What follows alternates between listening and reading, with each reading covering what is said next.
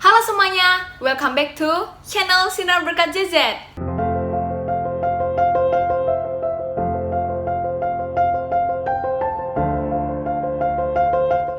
George Eliot membuat satu quote yang berkata, "Untuk apa kita hidup di dunia ini, jika tidak untuk membuat dunia menjadi lebih mudah bagi sesama?" Walaupun di dunia ini ada beberapa orang yang hidupnya hanya mementingkan dirinya sendiri, hanya mementingkan egonya sendiri, tetapi semua orang pada dasarnya akan mencari makna kehidupan. Tetapi banyak sekali orang yang merasa hidupnya begitu hampa, dia merasa tidak menemui makna di dalam kehidupannya. Sedangkan makna kehidupan itu bisa kita dapat ketika kita menyediakan diri kita untuk orang lain. Karena tempat terbaik untuk mendapatkan makna kehidupan yaitu mencarinya di dalam diri orang lain. Dan ini namanya prinsip kemurahan hati. Kemurahan hati secara sempit selalu diartikan dengan memberikan sedekah atau memberikan sejumlah uang kepada orang yang ekonominya berkekurangan. Tetapi, tahukah Anda bahwa kemurahan hati itu artinya jauh lebih luas daripada itu? Kemurahan hati adalah memberikan hati kita, pikiran kita, keahlian kita untuk membantu kehidupan semua orang, tanpa memandang orang yang kita bantu itu kaya atau miskin. Kemurahan hati adalah sikap yang tidak mementingkan diri sendiri. Kemurahan hati adalah cinta yang dibalut dengan pakaian kerja. Untuk memberikan ilustrasi yang jelas tentang prinsip kemurahan hati ini, ada satu kisah nyata yang ditulis oleh seorang penulis bernama Alex Haley tentang ayahnya.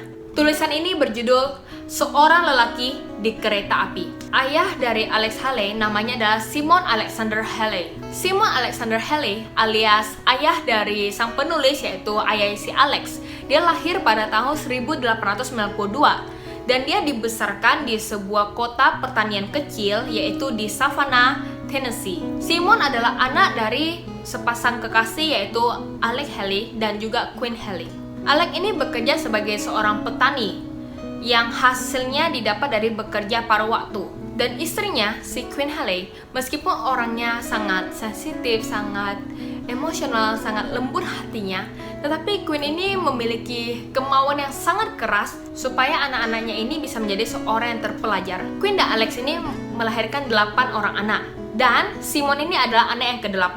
Pada saat itu, dianggap mubazir jika seorang anak yang sebenarnya sudah besar dan sudah mampu untuk membantu di lahan pertanian, kalau dia masih tetap sekolah, itu dianggap mubazir di Savannah, Tennessee itu. Dan saat itu Simon sudah kelas 6 SD dan sudah siap untuk membantu di lahan pertanian. Tetapi ibunya, si Queen ini berusaha membujuk suaminya supaya mau menyekolahkan si Simon ini.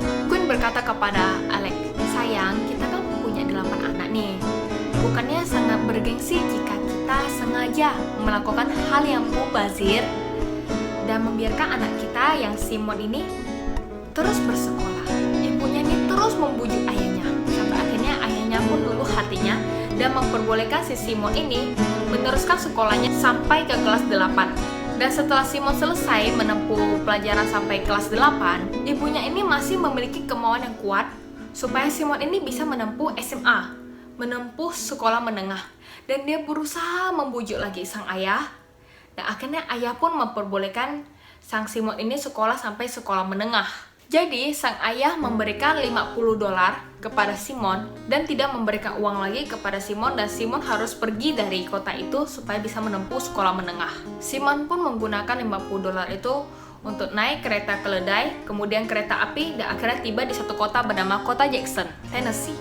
Di situ dia mendaftarkan dirinya untuk sekolah di Land College, yaitu sekolah metodis khusus bagi kaum yang berkulit hitam, yang setara dengan pendidikan D2, diploma 2. Uang $50 yang diberikan ayahnya pun seketika langsung habis. Jadi untuk meneruskan hidupnya, untuk bisa bersekolah di Land College itu, dia bekerja sebagai pelayan, sebagai tukang, sebagai asisten sekolah yang anak-anaknya bandel banget. Dan di musim dingin, dia bekerja untuk menyalakan perapian. Jadi dia harus bangun jam 4 pagi untuk pergi ke sebuah rumah orang kaya dan menyalakan perapiannya supaya sang pemilik rumah tersebut bisa bangun dengan nyaman. Simon ini pun di sekolah selalu diejek oleh teman-temannya karena dia hanya memiliki sepasang celana dan sepatu. Dan mata dari Simon ini selalu terlihat begitu lemah, begitu koyu. Dan Simon ini selalu didapati tertidur dengan memegang buku pelajarannya di sekolah. Ternyata perjuangan Simon untuk bisa mendapatkan uang sekaligus tetap bersekolah di Lane College itu memberikan dampak yang buruk bagi Simon. Akhirnya nilai-nilainya pun jatuh dan dibilang kurang bagus. Tapi Simon ini masih bisa menyelesaikan sekolahnya sampai tamat. Setelah Simon tamat dari sekolah menengah, dia pun mendaftarkan dirinya ke kuliah. Di mana itu? Dia pun mendaftar di A&T College di Greensboro, North Carolina.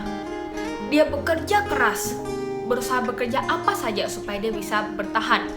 Dan dia bekerja keras dan bertahan sampai tingkat 1 dan 2. Namun pada suatu sore, di saat kuliahnya menjelang tahun yang kedua, Simon dipanggil oleh dosennya dan dikatakan dia tidak bisa meneruskannya karena dia gagal, dia tidak lulus di satu mata kuliah yang buku pelajarannya tidak mampu Simon beli.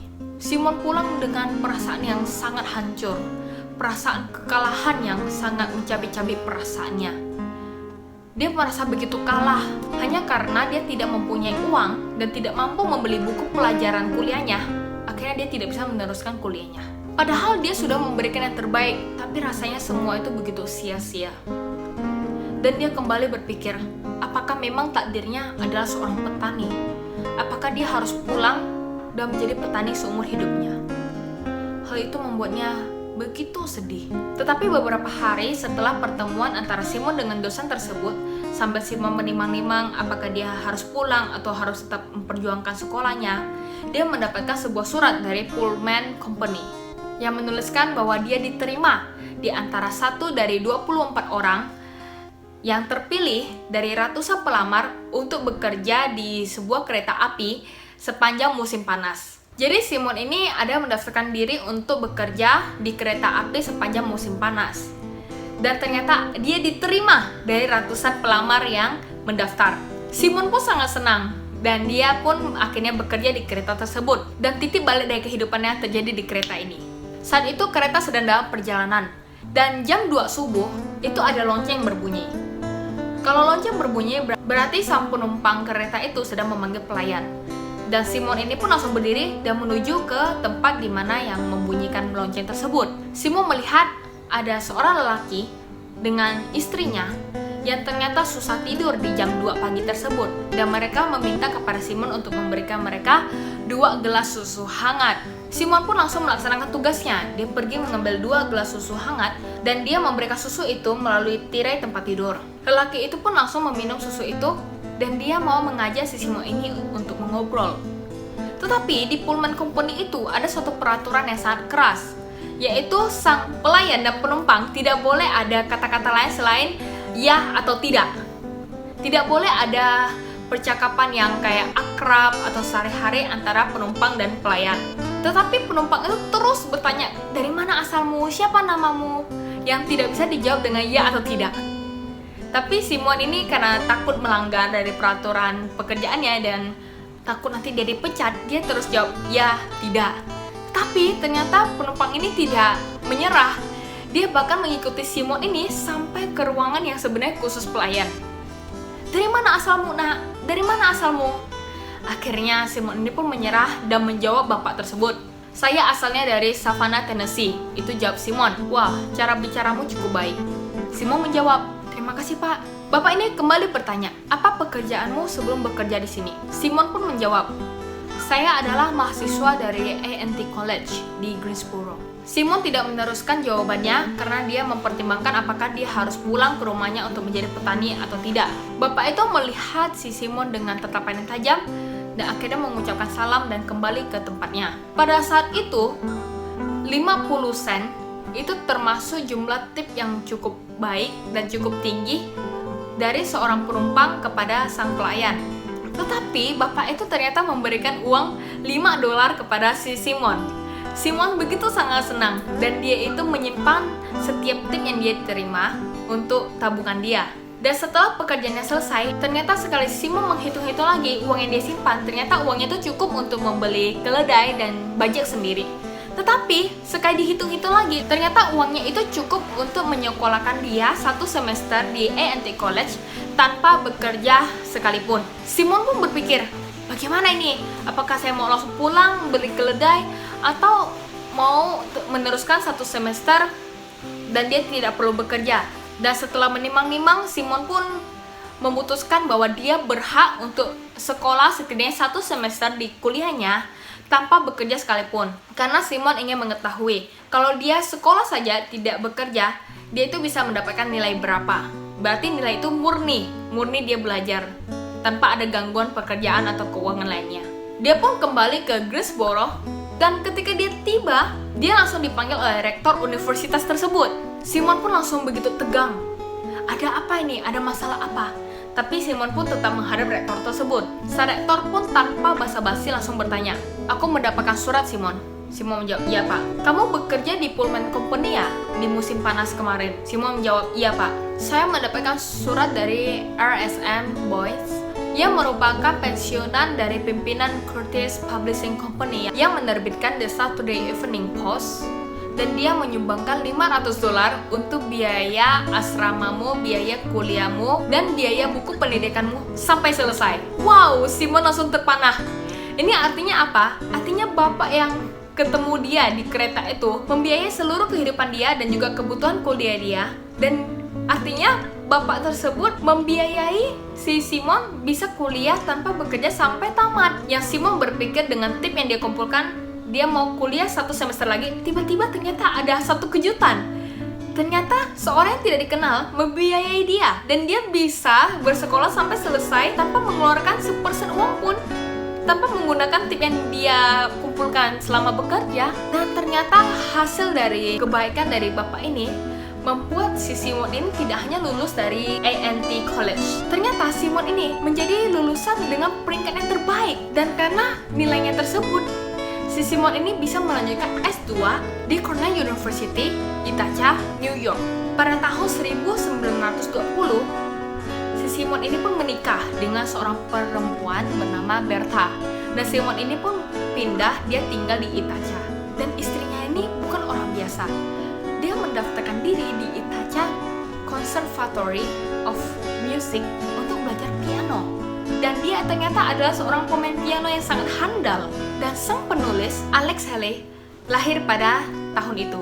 Alex pun tumbuh besar dan menjadi seorang penulis. Dan dia dipanggil di kantor The Saturday Evening Post untuk membicarakan pemadatan buku pertamanya. Dan dia datang ke bangunan yang begitu mewah, yaitu Lexington Avenue, duduk di antara para editor, dan dia hadir di sana menjadi seorang penulis yang terkenal. Teringat dengan cerita dari ayahnya, yaitu Simon, yang selalu berkata kalau hidupnya bisa seperti sekarang itu tidak lepas dari kebaikan dari seorang lelaki itu yang bernama Pak Boyce. Alex pun begitu terharu sampai meneteskan air mata, karena dia berpikir kalau tidak karena kebaikan dari bapak tersebut, dia tidak mungkin lahir di keluarga orang terpelajar yang rumahnya penuh dengan rak buku dan bisa menjadi penulis seperti sekarang. Tanpa bapak tersebut, mungkin sampai sekarang generasi selanjutnya adalah seorang petani yang bekerja dengan hasil kerja paruh. Dan berkat bapaknya tersebut, kakaknya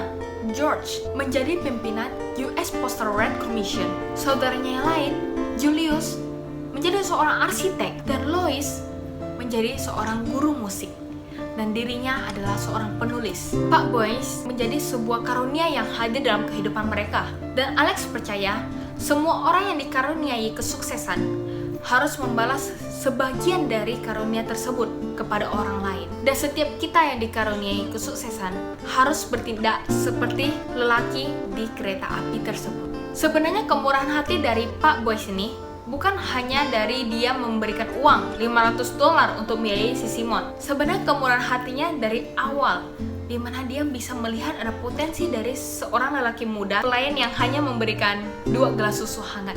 Dia melihat potensi dari seorang lelaki muda tersebut. Dia menyediakan waktunya untuk berbicara. Dia juga memberikan kepercayaan dirinya untuk memuji Simon bahwa kemampuan bicara Simon itu cukup baik. Dia memberikan harapan kepada anak muda yang bercita-cita tinggi tetapi tidak memiliki cukup sumber daya. Dan niat awal dari Pak Boyce ini adalah menyekolahkan si Simon ini.